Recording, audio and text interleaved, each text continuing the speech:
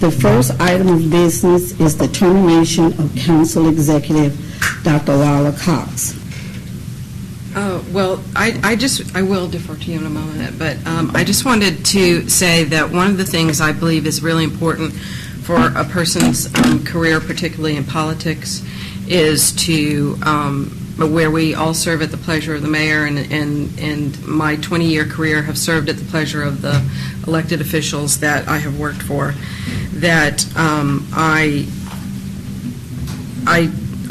prefer not to discuss people's personnel issues in public, and we set up contracts so that we don't have to do that, and at that point I'll turn it over to you, Jim. Thank you, Madam President, City Administrator.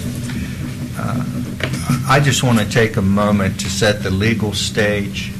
I mean, I'm sure there are political considerations here and moral considerations and ethical considerations, but I deal in the law. So in order to sort of set the stage, I think it's important that everyone understand the terms and conditions of Ms. Cox's contract as follows. It reads, the contract is entered into by and between the mayor and Lila S. Cox. The whereas clauses read as follows. The mayor desires to employ the services of Lila Cox. It is the desire of the mayor to provide a just means for terminating employees' services when the mayor may desire to otherwise terminate her employment. Under the duties sections, it states that the mayor agrees to employ Lila Cox to perform such duties and functions as specified by the mayor. Under term and removal, the contract says it commences on March the 4th, 2013, and remains in effect until termination by the mayor. It also states the employee may be terminated at the sole discretion of the mayor, and it further states that either party shall construe this contractual employment relationship as one that is terminable at will. The contract further states that the salary for the employee shall be established by the mayor, the hours of work for the employee shall be established by the mayor, and it sets forth under termination that the mayor has the right to terminate the employee. The contract is signed by two parties, the mayor and Ms. Cox, and it further states in the witnessing block that the mayor and the employee have signed and executed this employment agreement. So regardless of where this discussion goes, I just want to make sure that everyone understood the facts of the contract. I only have one copy, but I'll be glad to pass it around. So thank you, Madam President. Thank you. Thank you. Mr. Wingate? I just wanted to be clear on whether the attorney is going to be independent and be working with us on developing the charter revisions and different items that we want in our area. Thank you, Madam President. Councilman Wingate, I think the short answer is yes. I mean, I can't speak for the administration, but I would think that I concur with everything Councilwoman Pratt has said. I will certainly do my utmost not to interfere with Mr. Wells. I'm sure that if a member of the administration tries to interfere with him, he'll squawk and it'll be made known. And again, this compromise just came to me because I was looking at Council President's handout, and quite frankly, it makes a lot of sense, and I thought, well, you know, maybe we can just sort of do this and eliminate the problem. And I guess off the top of my head, you know, I would see his office performing those duties exactly as set forth in the City of Tampa's charter, and he would sit down there in the wherever council headquarters is, so to speak, and perform those functions without any interference by me. I think the point is you have to put him somewhere if you're going to hire an attorney, he, she, whoever you come up with. And I think the logical place to put that person is in the city attorney's office. Okay. I do, at your table, you had a letter from me to the mayor in reference to what job description, scope of work for Mr. Wells.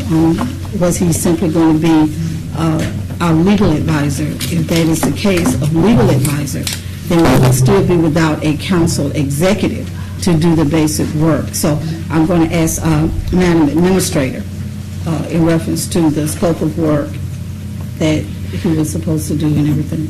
The recommendation is for Mr. Wells to be hired on an interim basis. Councilman Bear, I had no input or notice, actually, of the items on the agenda until after it was posted publicly.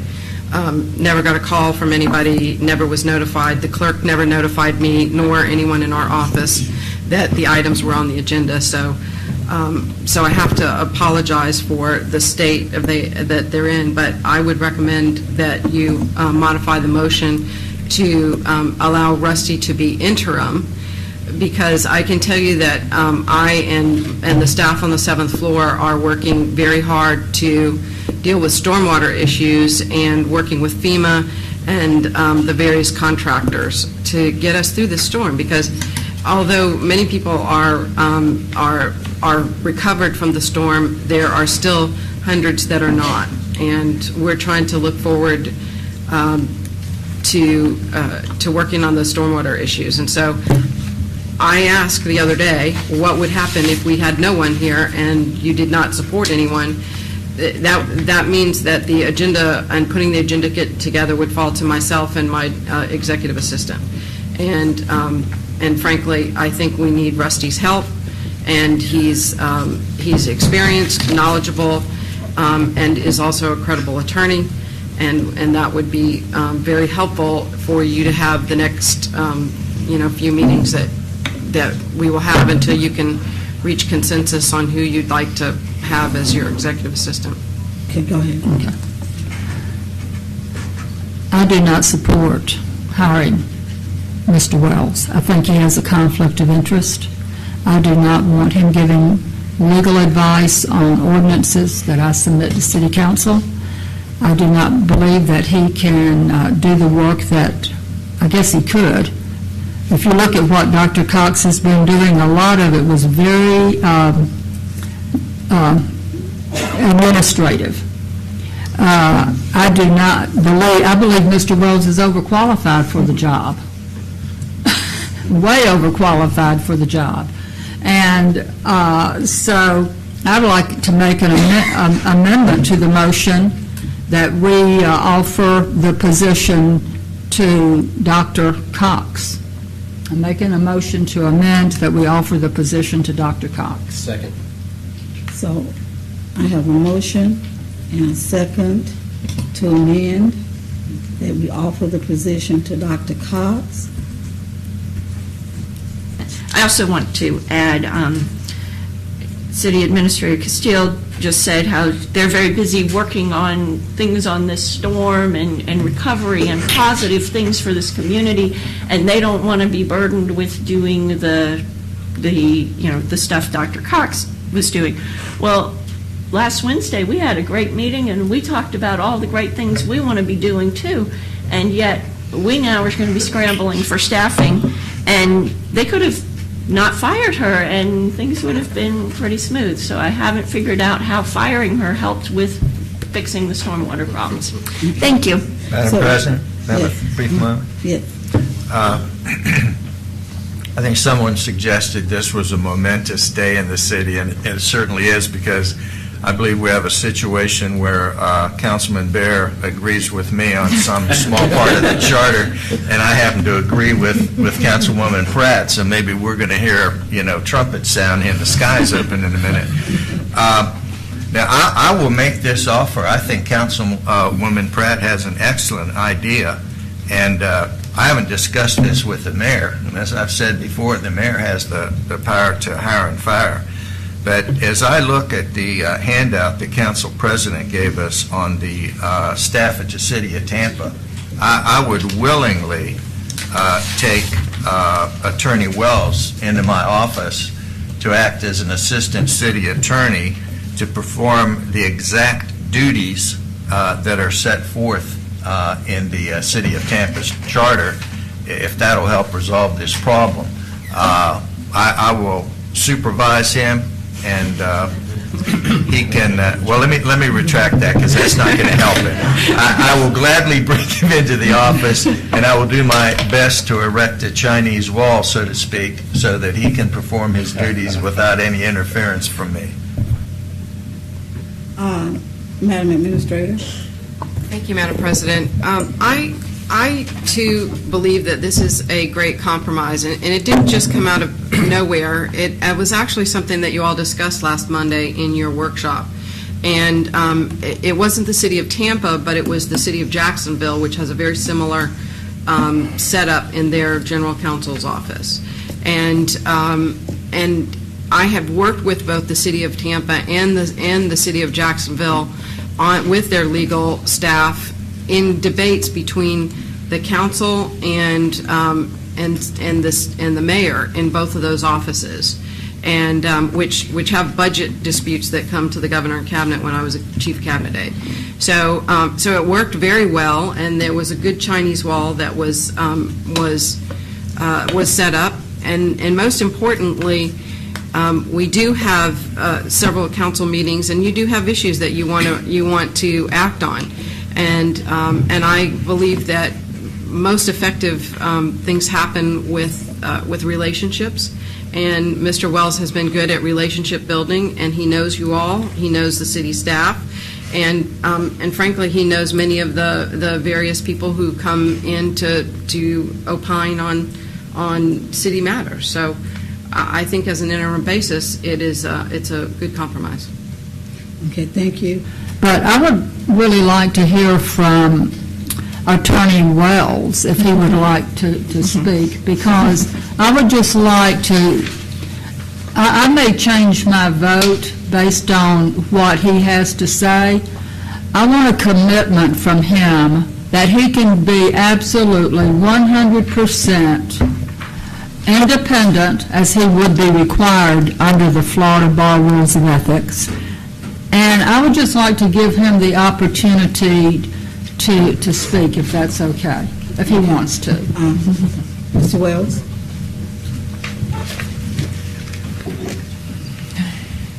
Thank you, Madam President.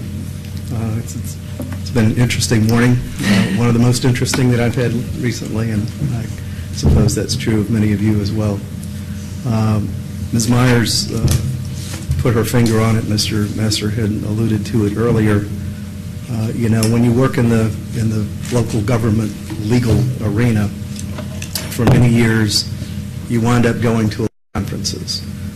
There's one coming up this summer. It's the annual Florida Municipal Law Officers Association conference, and when you go to these conferences, one of the ethics subjects that you have to go to, you're wise to go to, is usually a luncheon. It's 2 hours of CLE credits, and the topic is invariably, how does a lawyer represent a government agency that's composed of different parts and pieces, whether the governing body is different, whether it's the chief executive in the governing body. There are no easy answers to those questions. There are lots of bar what-ifs that we work through. There are rules of professional responsibility that the Florida Bar puts on every lawyer, puts on Sherry, puts it on me, puts it on any attorney that's working as an attorney. And first and foremost, you got a responsibility to exercise your own independent judgment. If somebody else who is not an attorney tries to tell you what your opinion is going to be, you're supposed to withdraw from that situation or find an alternative to resolving it. There are rules specifically on representing organizations. Now, I'm not telling you this for me. I'm telling you this for whoever you wind up talking to. There are rules for how to represent an organization that has dissension in it. And certainly, I think the government here today has dissension in it, the likes of which I've never seen in over 30 years of representing this city. There is a specific rule on representing a government agency within the organizational representation area of the rules of professional responsibility. And they guide you through it. There are lots of interpretive opinions. You can call the Florida Bar. They'll give you advice in certain situations. Really, how you resolve it really depends on what is the dispute, what is the issue. My perspective of working for Pensacola for many years really came from one of my predecessors, Don Caton, who was the city attorney for 35 years, I think.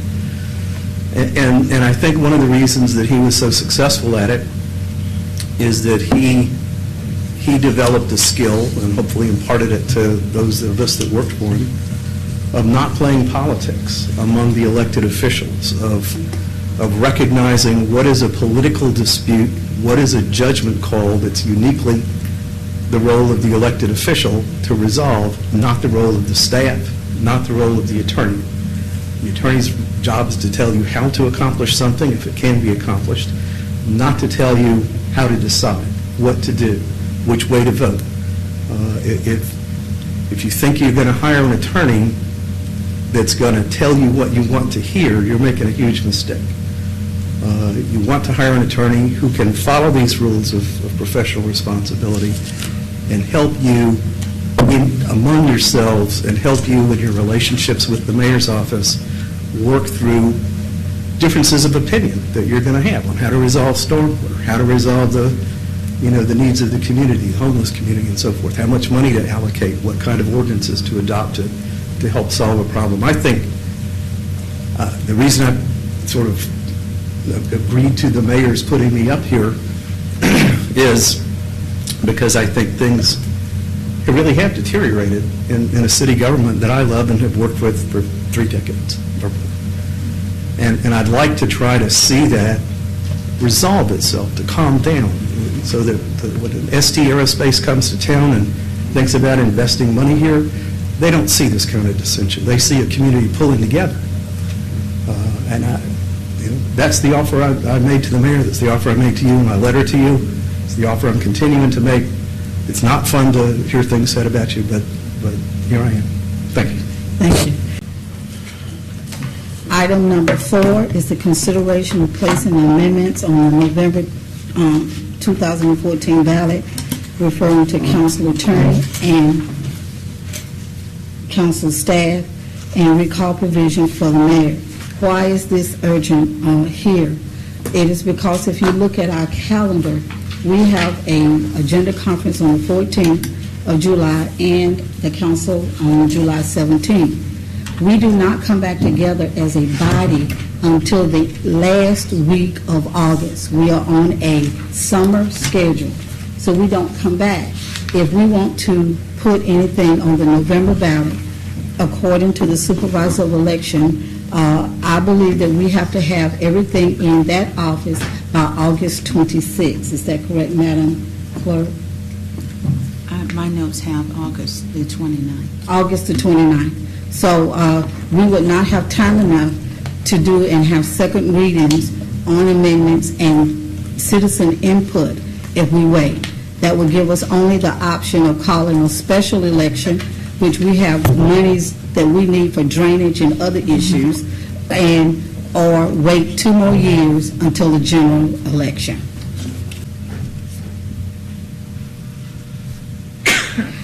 C.J. Lewis, 5941 Greenwood Lane. I wanted to offer to you a solution to the problem that was raised by Councilwoman Pratt, which is you can write the charter amendment so that it prescribes that each position created for the city council staff shall be compensated by a 1-for-1 reduction in the executive branch of the city government. That way, then it'll basically be a zero-sum game. Thank you.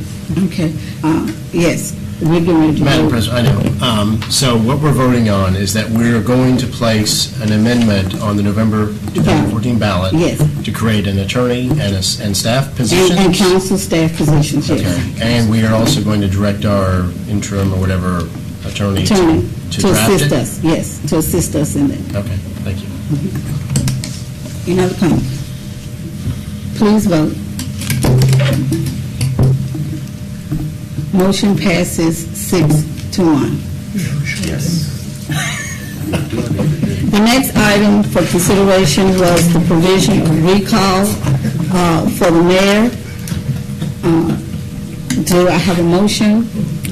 I'll make the motion that we... Right, and I have a motion and a second. Councilmember Myers. Yes, the motion is that we have an amendment on the charter to provide for recall of the mayor. I think if the public understands that city council members can be recalled, that all public officials should be recalled. The citizens should have that power. And also, I think that was the intent of the charter, too. At least I thought it was, and I think those of us who campaigned for it thought so, and we were kind of surprised that what we thought probably wasn't correct. So I support this. I think the citizens will support it. I think it's fair. Okay. Dr. Wu? Thank you, Madam President. At our workshop, I thought I would use one word that would convince all my council members, and that word was Toronto. Obviously, it didn't work, so I have to use more words. This is not personality-based. You have to take personalities out of this. And when you make a law, you don't make a law for what you think is good for right now and the people that are here right now. You make a law for what effect you want it to have down the line, 5 years, 10 years, 20 years. We have a recall to recall council members if we don't perform our functions. I think the voters were led to believe that the recall provision was in the original charter.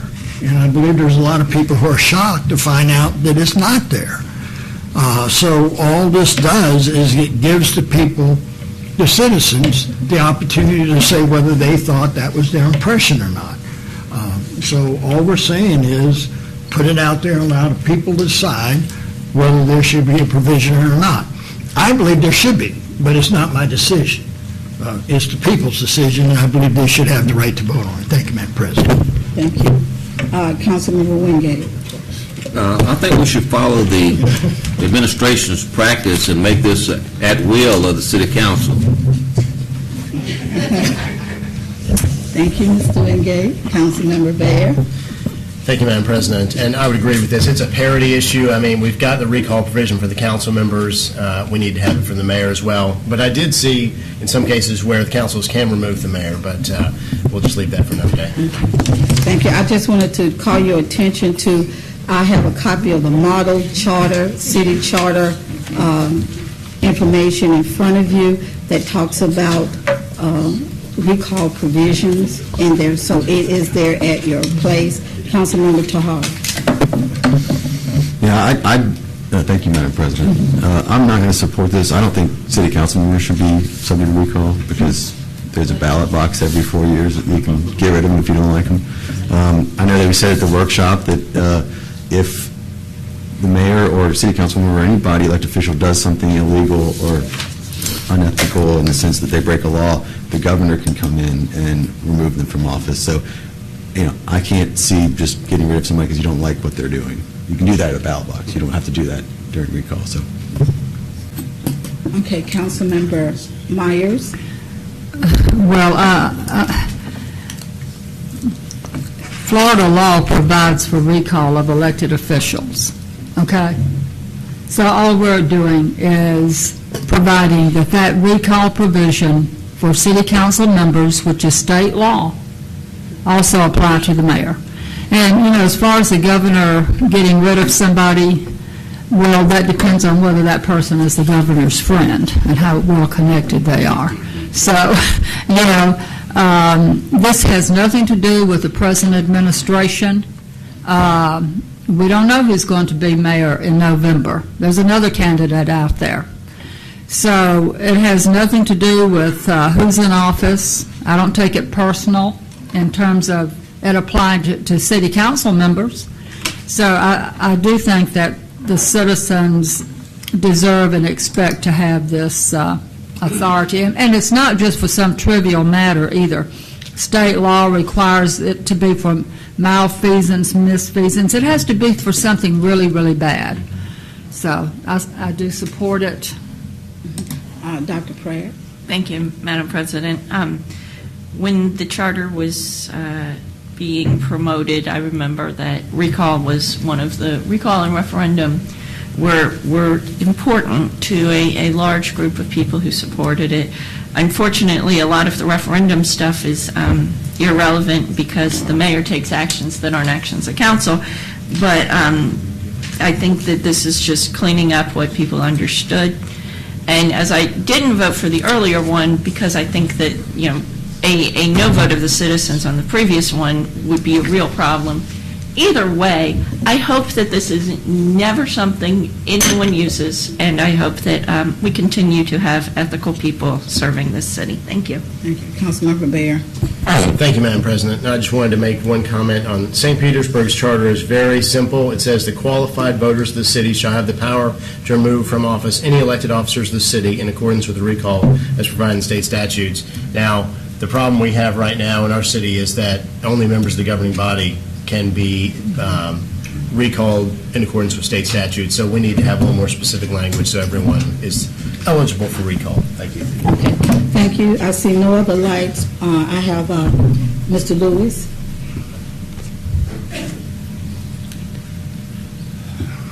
C.J. Lewis, 5941 Greenwood Lane. As Councilman Bear pointed out, he referred to elected officials, and I think Councilman Myers did too. If you review Florida Statutes 100.361, municipal recall, it does not use the term elected officials.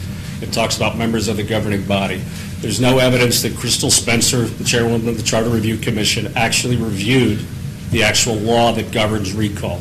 The charter does not provide a provision for the recall of anyone. Even if there's no mention of it at all, the state law still exists. And in fact, if you review the many charters that I have, many of them do not mention recall at all. Some of them obliquely mention the Florida Statutes 100.361. A few of them mention it in the footnotes and just say, this is out there. With respect to the mayor, there are multiple ways to recall the mayor. The obvious one, and the one that Councilman Bear proposed, and the one that I support, would be to make the mayor a member, presiding officer, and the leader of the city council. For obvious reasons, because Mayor Hayward doesn't want to attend the meetings, as shown here today. He's opposed to that. I think that's the one that would probably fly best with the people. Alternate ways that you could do it are that you could adopt a charter provision that simply says that the mayor shall be subject to recall under the authority of the charter, using the same procedures as prescribed by state law. There's another way that you could do it, which you could then say the same thing, but then you could come up with your own procedure. You're not bound by state law. You could come up with other procedures. And by the way, even with respect to the recall of city council members, the city council could adopt additional grounds for the recall of members of the governing body. The state law only provides 7 set grounds. If you want to come up with 3 more, you could come up with those. Another way that you could do it, which would not fly because the mayor could veto, is that you could adopt the same provision that I just discussed and do it by code. If you go back and look at the record of the Charter Review Commission, as I have, Crystal Spencer often made the point that the charter is not going to be able to address every issue, and that the governing body is then going to have to fill in a lot of the blank space using ordinances and resolutions. Thank you. Thank you. Seeing no other lights and have no other cards, could you please vote? Motion passes 6-1. On number 5, it talks about we may need another special city council meeting to make sure that we meet our deadlines in reference to amendments on the charter. Also, by the 14th of July, I ask that all council members please forward your concerns, your ideas about the amendments and everything to our Mr. Wells or to Elaine so they can be compiled and ready for us at the agenda conference on the 14th. There are 2 dates that we're looking at for maybe special meetings. We'll have those there in July. We have to have 2 readings, and so therefore we need to make sure that we have time limit just in case something is not right and be able to present it to the supervisor of election in a timely fashion. Seeing that there is no other business, I wish to thank this council. I wish to thank the audience out there for your input. We could not do our jobs without you. And I want to thank you for the support of this council, because I had no idea of how to do this. So, thank you very much, and have a great day.